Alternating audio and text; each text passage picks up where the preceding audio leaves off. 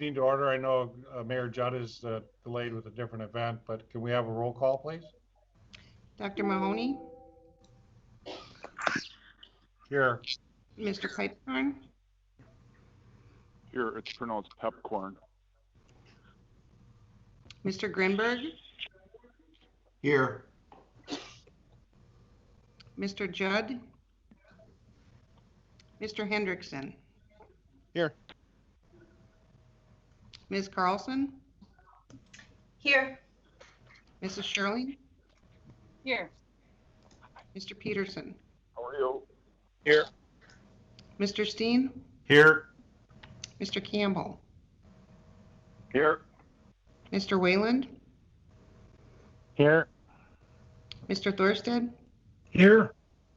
Mr. Olson? Here. Very And good. we have a quorum present. Thank you. Can I have a motion to approve the minutes of the previous meeting, please? Hendrickson, so moved. Nicely done. Peterson, second. All those in favor say aye. Aye. Aye. Aye.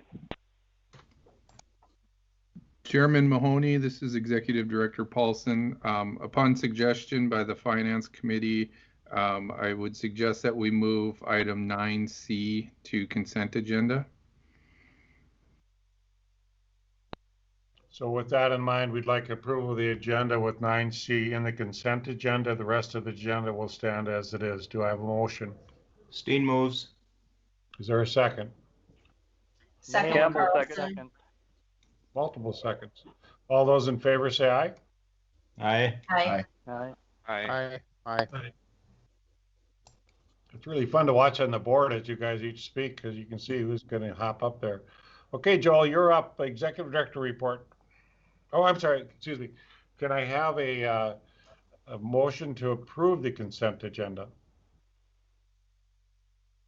Moved by Steen. Second by Shirley. And this would be roll call vote, please.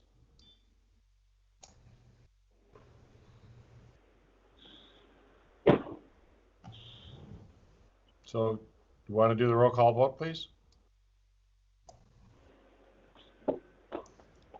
Dr. Mahoney? Aye. Mr. Grinberg? Aye. Mr. Hendrickson? Mr. Hendrickson?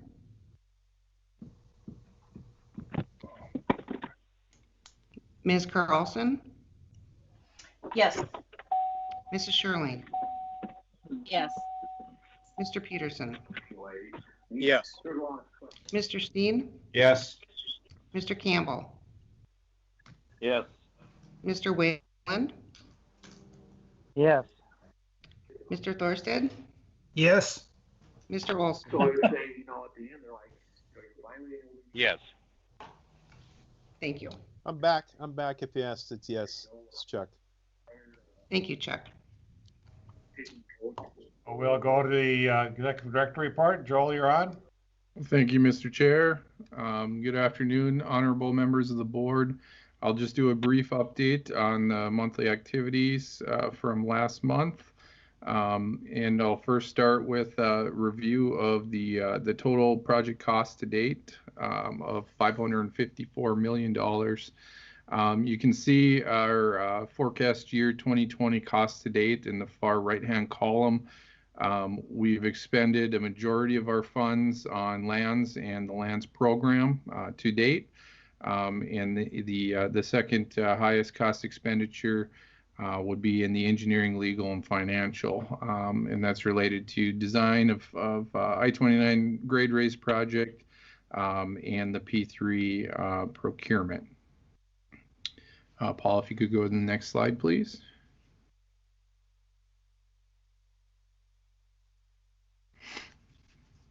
Yeah.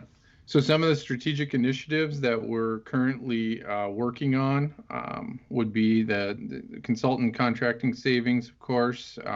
We have some reductions to the PMC's contract due to COVID-19.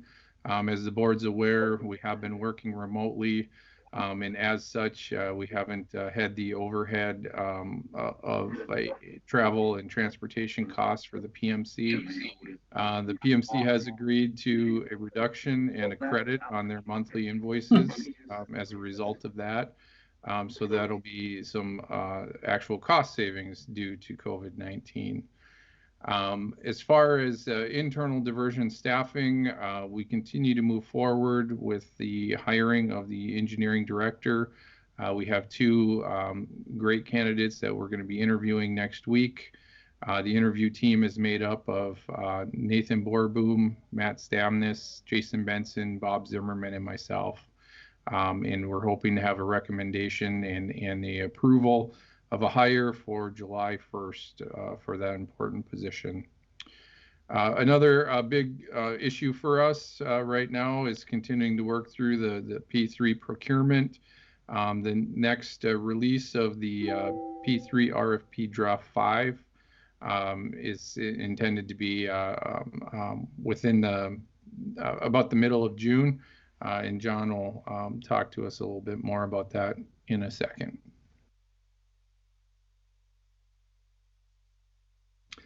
And with that, I'll take any questions that the board may have. Any questions from any board members? Hearing none, we'll go on to the core project update. Who's got that, Joel? Is Terry Williams on? Yeah, I'm here. Can everybody hear me? Yes, we can hear you, Terry. Great. So thanks to Paul for displaying the monthly update. This is Terry Williams with the Corps of Engineers. Diversion inlet structure construction. Nothing has really changed over the last month. The contractor continues to drive pile and will continue to do so over the next 30 days. And I believe there's some new drone footage to share of that site. Number 2, Wild Rice River construction.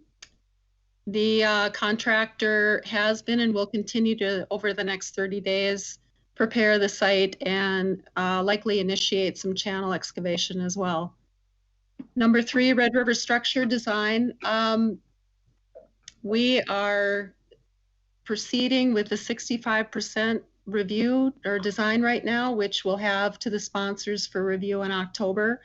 The physical model down in Vicksburg is going to be back up and running by the 8th of June, and we'll use that to analyze a number of design alternatives and do further optimization of some of the structural features. Number 4, Southern Embankment Se1. We are entering the final stages of design on this piece. The 95% design will come to the sponsors for review on the 12th of June. Final plans and specs by the end of July, and the award of a construction contract will highly depend on the availability of lands to be able to build that project. Number 5, no change since last time. Reach SE2A design by Rock Island. Number 6, I-29 raise the 90% design review is scheduled to begin in June, towards the tail end of June, with final plans and specs by the end of September. Drain 27 wetland mitigation project, no real update. We're still on track to have a 35% design in August. And finally, Colonel Jansen and our folks here in St. Paul really want to thank the Diversion Authority for continuing to do the drone flights over the construction sites at the Diversion Inlet and the Wild Rice. Given COVID-19, our travel has been really restricted. And even when that starts lifting, not all of our team members are ever going to get the chance to visit actual construction. And it's really great that people can view progress. So a big thank you. With that, any questions? Tony Green has a question.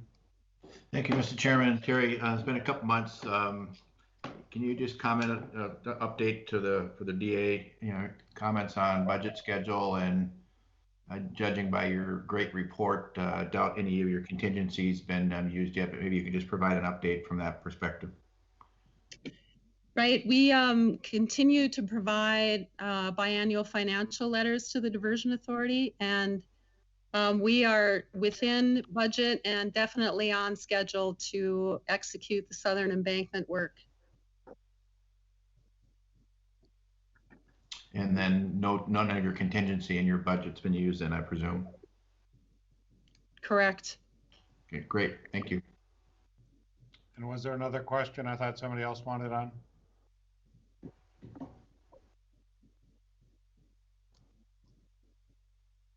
Very good, Terry. Thank you very much for that report. I'm glad you guys are on schedule. We're always a little worried about that with the COVID going on, so it's great to hear that. General Counsel update, John Shockley. Thank you, Mr. Chair. I just have one brief item, that is a P3 schedule update. With the COVID-19 issues that arose earlier this year and are continuing, the P3 procurement had to move into a virtual setting. And as a result, we need to make some schedule adjustments. I think our overarching goal was to ensure that the Diversion Authority had the ability to receive a bid before the upcoming legislative session. We developed a draft schedule, received input from the 3 proposer teams, and we're able to maintain that goal. Just in general, our next RFP release date is June 29th and that was primarily due to the fact that all of our meetings, instead of being in person, have to be conducted virtually. And so there are some natural tendencies not to be as efficient as possible. And then our final RFP release date is now September 25th of this year. We are expecting the technical proposals, that's the solution and part of the bid, to come in on Wednesday, November 11th, with all of the financial details and the proposal for the bid component coming in on Friday, December 11th. And so that is consistent with staying on time for the upcoming legislative session.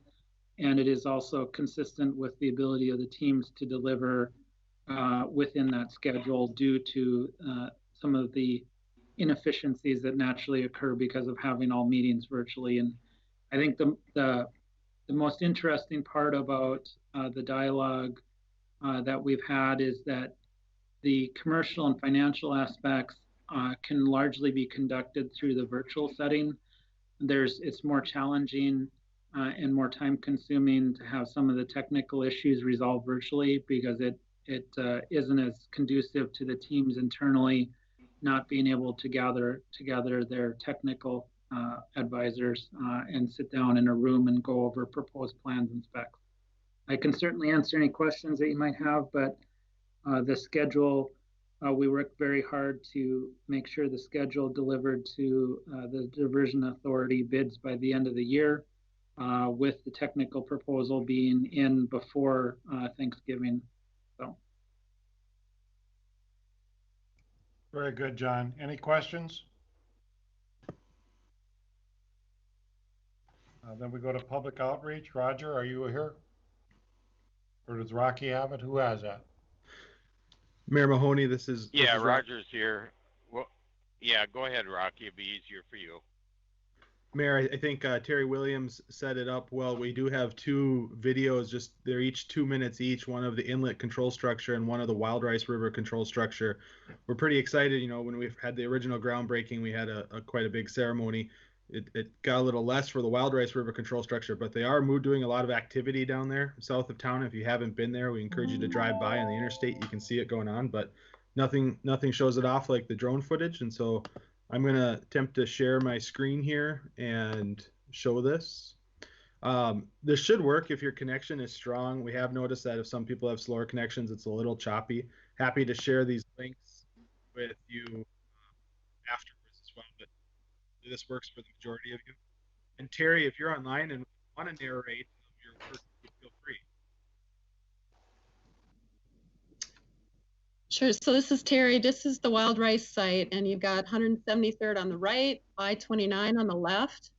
And the location of the structure itself just popped up and then disappeared, but that's where the concrete structure will sit And then to the east and to the west, we will also be building dam embankment as part of this project. So right now, of course, you're looking south. And let's see, right about here, well, that's where the engineered channel would be. There's the contractor's staging area. As we fly north, 173rd is on the left.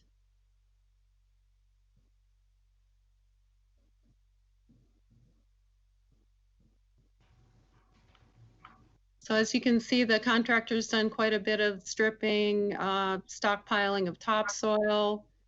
They've also have built or are in the process of building what we call a flood control berm to protect the site if we do see high water in any of the springs that this construction will be ongoing. This will be a 2-gated structure. There'll be the new river channel will be going from left to right, right about here, connecting the river bends. The structure will be built in the dry and then connected by building a new river channel.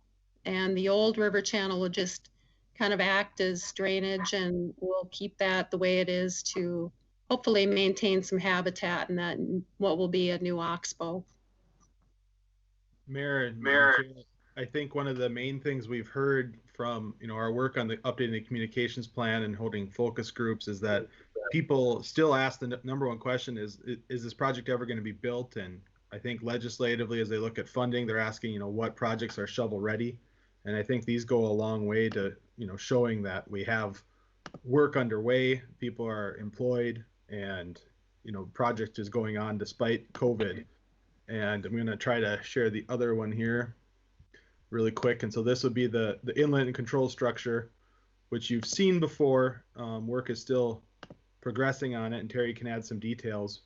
But I don't think there's anything that works quite like these drone footage. As Terry said with the Colonel's comments, we've also hear these from our congressional delegations and others that don't get a chance to visit the site. This is sort of a virtual tour, if you will, in this world we're in.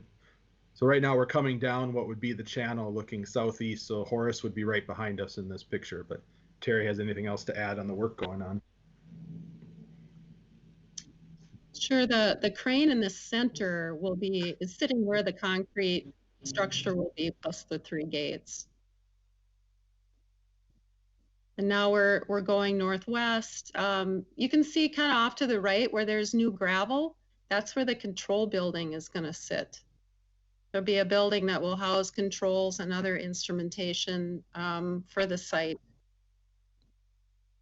You can see that they've driven sheet pile, driven H pile, and that right there is the stilling basin where the flows coming through the structure the energy will be dissipated. We'll have some dissipation blocks in that stilling basin area.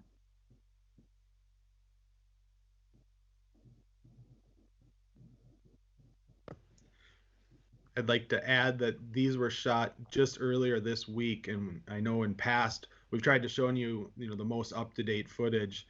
There has been comments in the past, and we're going to do that on this as well. Try to add some additional educational information for when Terry's not available to narrate this, for the general public. And so we will be adding some other pop-up information on the structures. But this is, this week going on. So if you drove down there now, this is exactly what it would look like.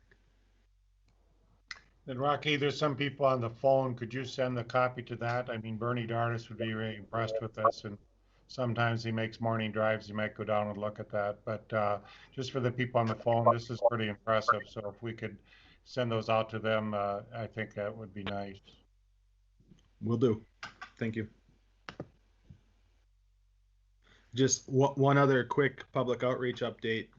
Joel and I have been busy coordinating. Joel has a number of legislative items coming up. There's a North Dakota Water Coalition meeting tomorrow where there's a lot of talk on water funding these days with the Resources Trust Fund and oil revenues being low.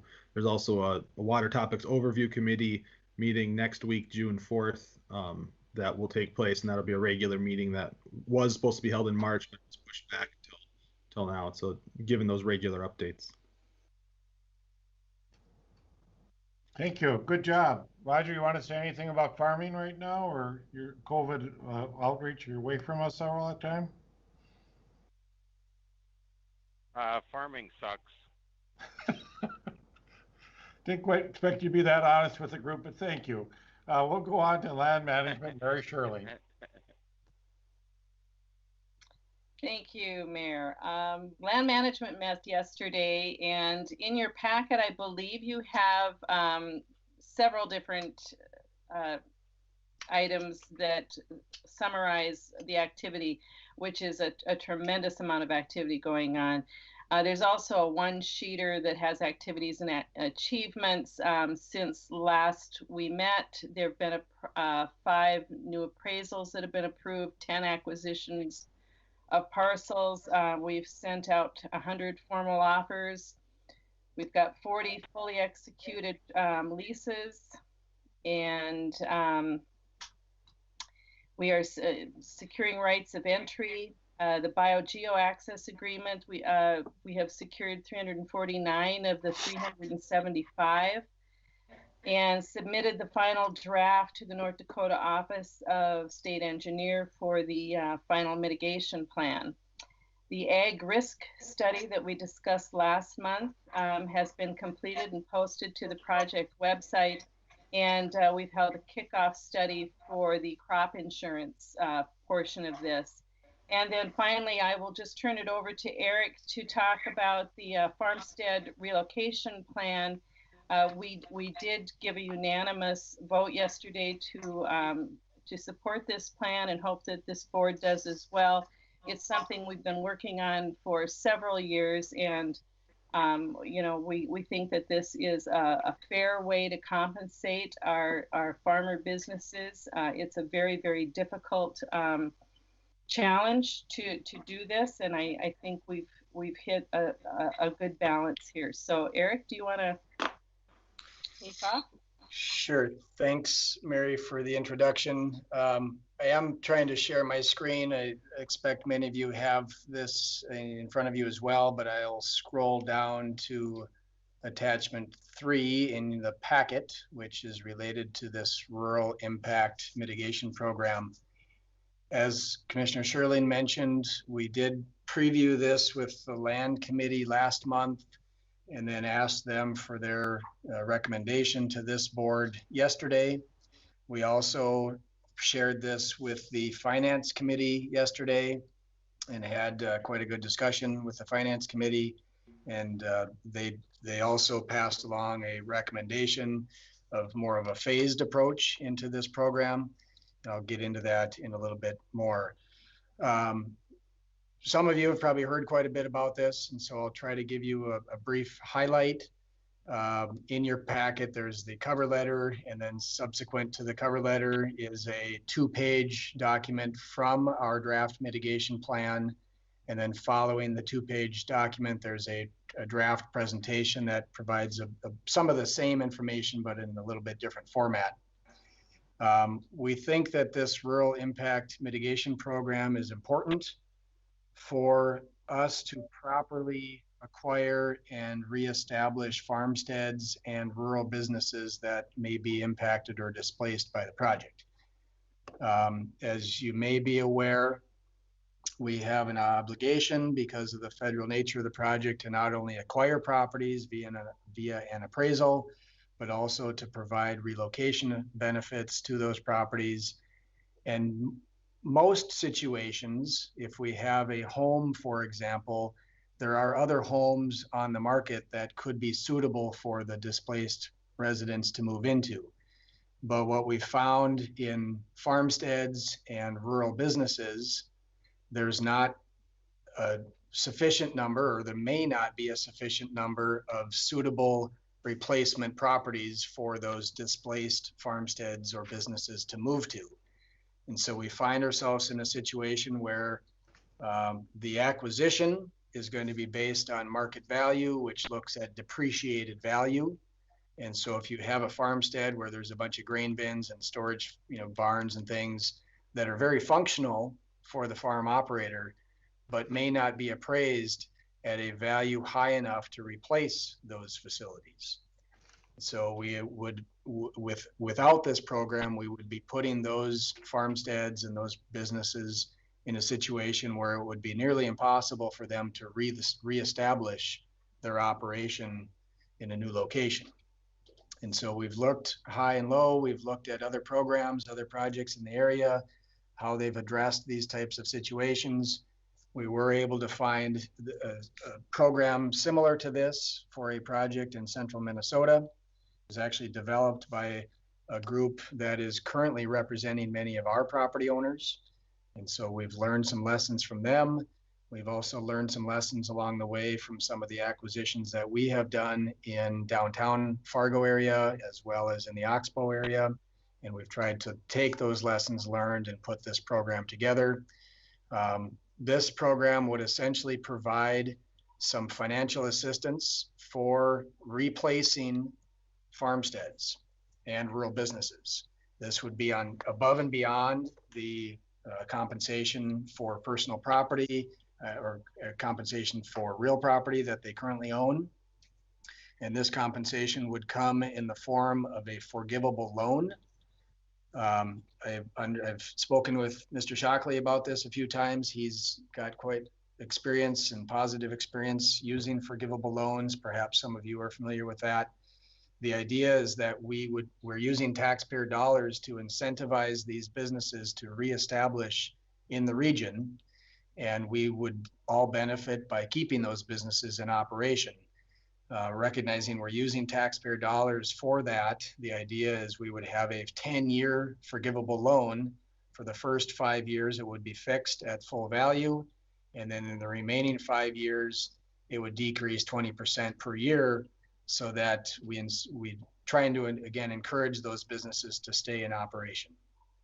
Those loans, we understand, farm operations may change hands from a father to a son or other situations over time. And so we are suggesting that those loans would be transferable, provided that the new owner continues to operate the business. In order to help establish the amount of the loan, we look to tap into expertise from farm economy, farm experts. We've talked with experts from NDSU Extension. We may need to pull on some architects from time to time if there are unique situations, but we would be asking those specialists to help define what would be considered a functionally equivalent farmstead.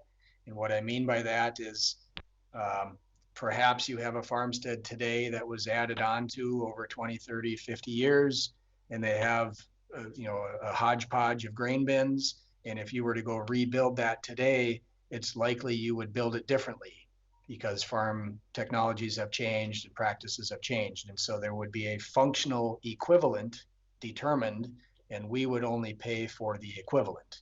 If the property owner wishes to put, make additional betterments, add more grain storage or whatever it might be, they're certainly welcome to do that, but those additional betterments would be the responsibility of the property owner. To date, we've identified roughly 24 properties that rural farmsteads and rural businesses that could be eligible for this program because they have some impacts by the project. I don't anticipate that all 24 will actually need to dip into this program. And so as you see on my cover letter there, I had suggested that for those 24 properties, if we look at what was budgeted for those properties and the potential to reestablish or the potential need to reestablish those properties, I'm estimating a cost between $5 and $10 million above what was budgeted for specifically those properties. That's not to say that our entire lands program can't absorb this $5 to $10 million. Frankly, at this point, we have a bit of budget review that needs to be done once we have final determinations from the permitting agencies and we get through the DNR permit challenge. And so yesterday, the Finance Committee gave, yes. Yes. What I'd like to do is I talked to Mary Shirley, and I'd like to keep this to the policy that they passed in land management, and we can get into the funding when we go into finance with Grenberg, okay? Great. So it's good that you're calling this item. I don't mind that part, but I'm just saying when we finally get to the action item, what we'd like to do is accept this policy, and then when we go into finance, we'll talk about the financial issues. Okay. Yeah, I think I will pause there and see if there's any questions. Are there any questions from the group? Mary, do you want to speak to your group? You've been working on this about 2 years, haven't you?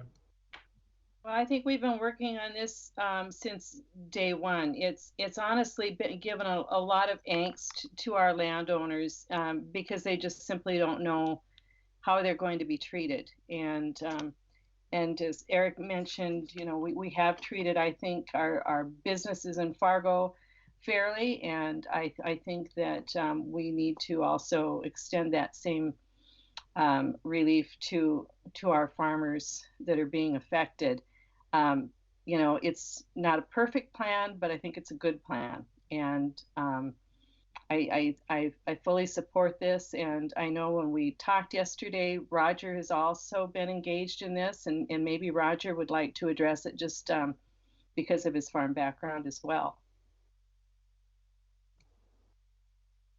Roger, you ready? Yeah, I would.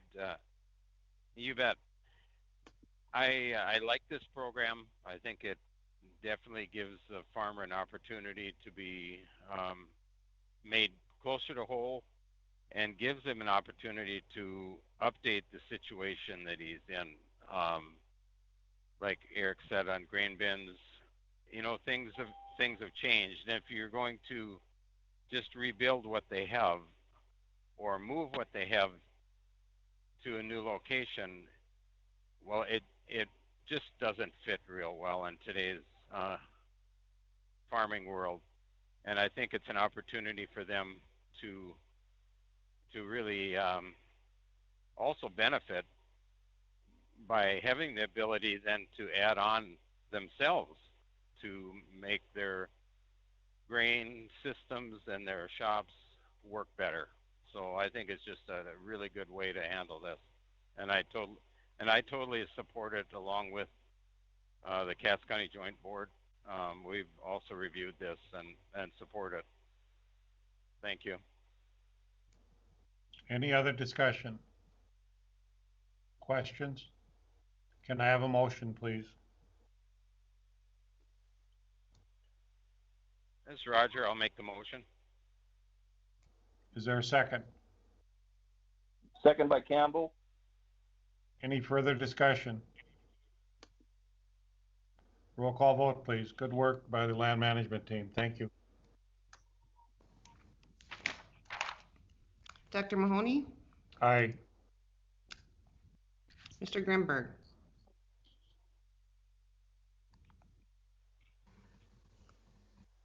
Wait a minute. Sorry, I was muted. Aye. Mr. Hendrickson, Aye. Ms. Carlson, Yes. Mrs. Sherling, Yes. Mr. Peterson, Yes. Mr. Steen, Yes. Mr. Campbell, Yes. Mr. Whalen, Yes. Mr. Thorstad, Yes. Mr. Olson.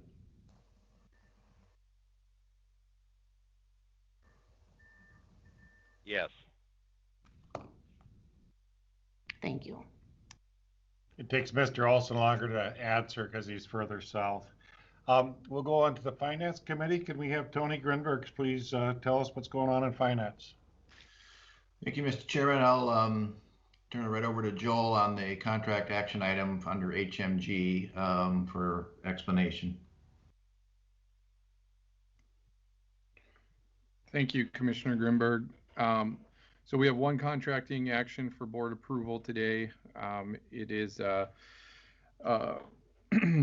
amendment for task order number 26, and this is in relation to the I-29 road raise. This is a part of the federal project in conjunction with the Southern Embankment. HMG has been retained by the Diversion Authority to perform design services in regards to the project. And so this is an amendment for additional design services. This is contained within the program budget, and it was anticipated. I reviewed the scope of work, and I'm recommending approval of the board. Move for approval. Is there a second? It's Chuck, I'll second. Any discussion? Roll call vote, please. Dr. Mahoney, Aye. Mr. Grinberg, Aye. Mr. Hendrickson, Aye. Ms. Carlson, Yes. Mrs. Sherling, Yes. Mr. Peterson, Yes. Mr. Steen, Yes. Mr. Campbell, Yes. Mr. Wayland, Yes. Mr. Thorstead, Yes. Mr. Olson. Yes. Program budget status, Tony? Sure. Thank you, Mr. Chairman. I'll just provide a few comments and then turn it over to Martin Nicholson. Just as a brief update to the authority, there's been a considerable amount of time that's been going into this budget refresh. The good work of Mr. Shockley and the Whitfield loan, the whole finance committee approach to the project yesterday, had good debate on the former action on the Farmstead issue. And, with a number of moving parts yet as we continue this journey to complete this project, there's still some areas that, we believe that are risk points that we'll deal with in a very proactive manner. And so the finance committee is going to continue to, put heavy scrutiny into anything new that comes into the project that's not in the budget. And so, we've kind of brought that to even more of a engagement level, if you will, because of COVID and just being more cautious in what we're approaching. And so good discussion yesterday. We've got a great team that has spent countless hours, and the future looks very positive in my opinion, but that also is going to have some challenges wrapped around it as we continue moving forward, which we will be able to manage this. So with that as kind of a background from yesterday's discussion, I turn it over to Martin to walk us through what the team has updated here. Thank you, Tony. As Mr. Grinberg described, we worked with the PMC to complete a review of the cost incurred to date. And one of the important questions that is always part of the good due diligence that boards and finance committees such as yourselves do is to get a budget status refresh. And what you see on the screen is an evaluation of where we are today, basically through a cutoff date of December 2019, with respect to what was expected to be spent on the $2.75 billion budget. So as Joel pointed out earlier, the numbers are slightly greater now. This shows approximately $500 million spent to date. And at a macro level for the program is tracking approximately $5 million under that expected expenditure for the scope that's been executed to date. If you look at the line items, there are lots of pluses and minuses in the individual line items, largely driven by the cost savings that have already been talked about with respect to moving soft cost consultant contracts out of Jacob's contract under the program management, largely driving that negative, and then moving into other areas such as land acquisition, which is really the change in contract for A2S. So without getting into the details of line by line, I think this represents a good due diligence look at where are we compared to where we expected to be for the expenditures that have been on the program to date. So again, it's part of the due diligence to look at this, and it's one of the data points for what Mr. Grinberg was referencing about how to move forward. Similar to the question Mr. Grinberg asked Terry Williams at the Corps, There's a contingency budget that is a part of that 2.75, and that contingency budget you see there is about 256 million, and that is remains available for allocation in addition to the kinds of evaluations we're going to make on finalizing the finance plan and finance look once we get the largest piece of construction bid. Just in general comments, we have most of the construction yet to bid on the project, and so while this picture looks good at the moment, it's no time to rest on anyone's laurels. It's a good doctor checkup, but have to remain on the treadmill to make sure that this finishes as expected. So with that, I'll take questions or other comments. Martin, just with that one on contingency, and the question I had for Terry, I think a substantial portion of that contingency is the core contingency in that 255 million. Is that correct? That is correct. About 118 million of that is allocated to the federal component of the work, and the balance being allocated to the non-federal portion.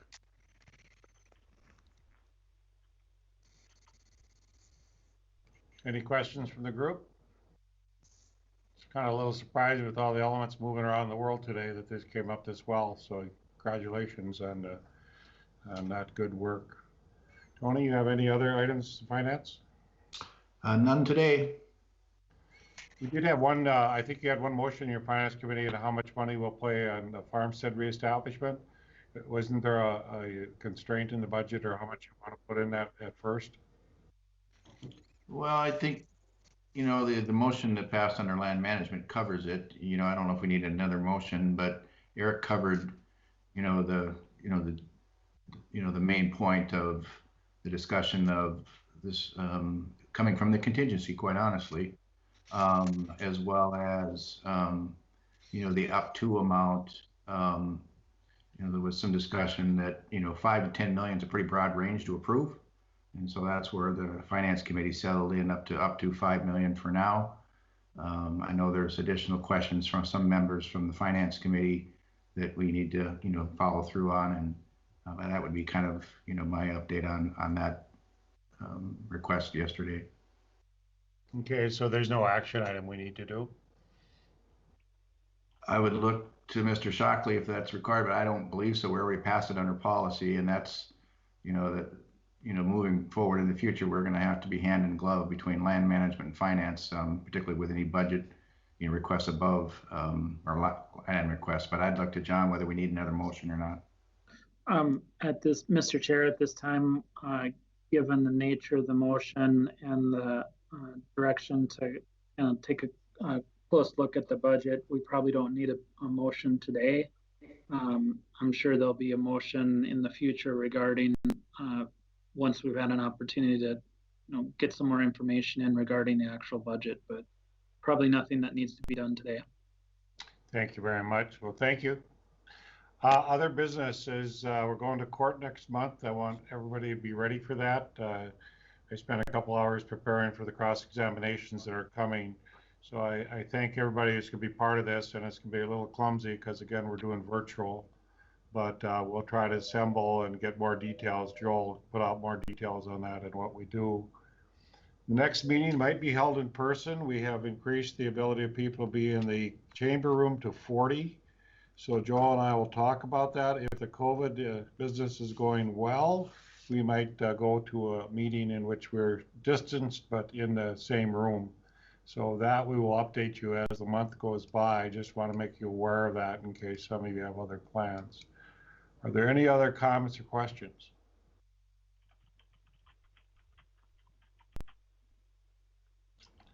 I got to congratulate the group. You guys are being very, very expedient today. So, any other business? Well, no other business. Then I would take a motion to adjourn. Peterson motion, or second. And second, all those in favor say aye. Aye. Aye.